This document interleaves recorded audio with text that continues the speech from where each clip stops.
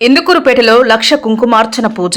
నెల్లూరు జిల్లా బ్రాహ్మణ సంఘాల సమైక్య ఆధ్వర్యంలో మంగళవారం ఇందుకూరుపేటలోని లక్ష్మీ నరసింహస్వామి దేవస్థానంలో లక్ష కుంకుమార్చనను ఘనంగా నిర్వహించారు.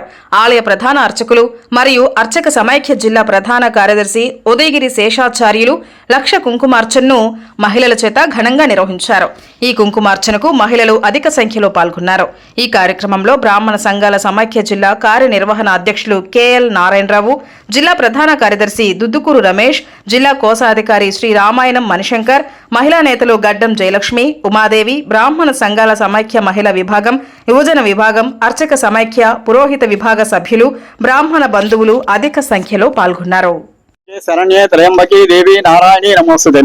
ఇందుకూరిపేట గ్రామంలో శ్రీ లక్ష్మీ నరసింహస్వామి వారి ఆలయ ప్రాంగణంలో ఈరోజు మంగళవారం ఏకాదశి శ్రావణ మాసం సందర్భముగా నెల్లూరు జిల్లాలో ఉన్నటువంటి బ్రాహ్మణ సేవా సంఘాల సమితి వారి ఆధ్వర్యంలో ఈరోజు లక్ష కుంకుమార్చన కార్యక్రమం అత్యంత వైభవపేతంగా నిర్వహించబడింది.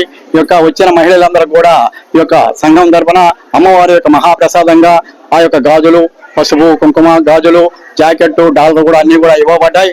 అందరికి కూడా ఈ యొక్క కార్యక్రమానికి వచ్చినటువంటి మహిళలకు కానీ భక్తులందరికి కూడా ఈ యొక్క లక్ష్మీ నరసింహస్వామి వారి ఆశీస్సులు అందజేస్తూ సర్వే జన సుఖినో భవంతు.